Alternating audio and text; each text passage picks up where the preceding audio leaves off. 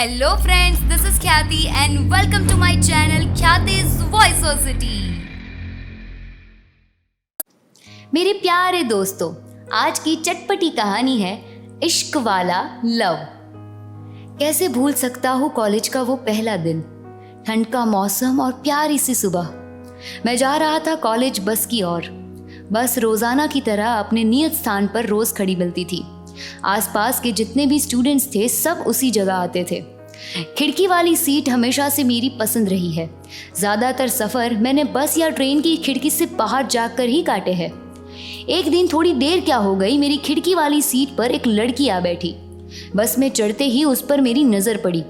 समझ नहीं आ रहा था कि आज की सुबह ज़्यादा खूबसूरत थी या फिर वो लड़की। मेरी घूरती नज़रों पर अचानक उसका ध्यान गया।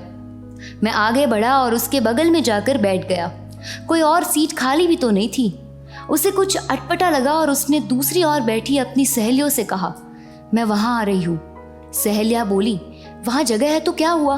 वो बोली, मुझे नहीं बैठना यहाँ, और वो उठकर चल दी। उस वक्त ऐसा लगा जैसे इज्जत चली गई हो। एक ही बस में हम रोज आते जाते। मुझे पता चला वो ग्रेजुएशन में थी और मैं उसी कॉलेज में पोस्ट ग्रेजुएशन कर रहा था। उस दिन के व्यवहार पर उसे भी अफसोस होता था। मुझे देखते ही उसके चेहरे पर अफसोस नजर आता था। बस में आते जाते या कॉलेज में मिलने पर उसकी प्रतिक्रिया यही रहती थी। अपने अहम के कारण कई बार हम ना तो किसी की बात का अफसोस जता पाते हैं और ना ही माफ़ी मांग पाते हैं।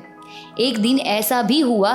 उस खिड़की वाली सीट पर मैं बैठा था और पूरी बस भरी हुई थी। केवल मेरे बगल वाली सीट खाली थी। जोरों की बारिश थी और वो देर से आई। वो बस में वहीं खड़ी थी जहां उस दिन मैं खड़ा था। वो भी मेरी तरफ उसी तरह देख रही थी जैसे मैंने देखा था। मेरा ध्यान उसकी तरफ गया। इस बार बारिश में भीगी हुई पहले से भी ज़्यादा खूबसूरत लग रही थी। मेरे बगल वाली सीट की ओर वो बढ़ने लगी। मैं सोच रहा था आज तो बदला लूंगा बेइज्जती का। आते ही हल्की सी मुस्कान और धीमी सी आवाज़ में बोली, मैं बैठ जाऊँ यहाँ? हाँ ज़रूर। बगल वाली सीट पर रखा हुआ बैग हटाते हुए मैंने बोला। फिर वही खिड़की, वही बाहर के नज़ारे। वक्त ने पंख लगाए और उड़ चला। पोस्ट ग्रेजुएशन के बाद मैं दूसरे शहर आ गया नौकरी के लिए।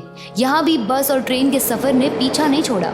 कभी कभी महसूस होता दुमक्कड़ सी जिंदगी हो गई है। अब भी खिड़की वाली सीट ही मेरे सफ़र की साथी बनी हुई थी। और अचानक एक दिन बस की खिड़की से मुझे वो फिर से नजर आई, बिल्कुल वैसी ही जैसा उसे पहली बार देखा था। उसका सारा ध्यान मोबाइल पर था और कानों में तुनतुनाता ईयरफोन। इसी मशगूली में वो बस में चढ़ गई। पर आज तो बस भी भरी नहीं थी। फिर भी उसने इधर उधर देखा और मुझसे कुछ सीट पहले ही बैठ गई। मैंने सोचा शायद भूल गई होगी मुझे या ध्यान नहीं होगा उसका।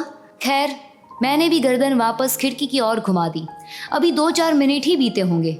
मैं मानने को तैयार ही नहीं था कि उसने मुझे नहीं देखा। वापस जैसे ही मैंने उसकी सीट की तरफ देखा तो पाया वो मुझे ही देख रही थी। फिर थोड़ा गौर से देखा तो उसकी मुस्कान भी नजर आई और वो झट से उठकर मेरे पास आकर बोली, मैं बैठ जाऊँ यहाँ? हम दोनों इस बात पर खूब हंसे। आगे की पढ़ाई के लिए वो भी इसी शहर आई थी। ऑफिस आने पर मैं उसे अलविदा कहकर बस से उतर गया। मेरी खिड़की वाली सीट पर वो बैठ गई और उसने आवाज़ दी, मेरे बस स्टॉप पर कल सुबह 8 बजे। ठीक है कहकर मैं चल दिया। उसका स्टॉप मेरे बस स्टॉप से पास ही था, बस थोड़ा पैदल चलना पड़ता था। अगले दिन हम एक ही बस स्टॉप से चले। उसके हाथ में एक फाइल भी थी।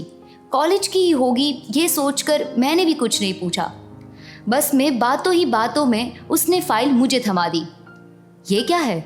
मैंने पूछा। पढ़कर बताना। लेकिन इसमें है क्या? कहानी मैंने लिखी है। किसकी कहानी है इसमें? वो जो तुम अधूरी छोड़ आए थे। मैं उसे हैरानी से देखता रहा।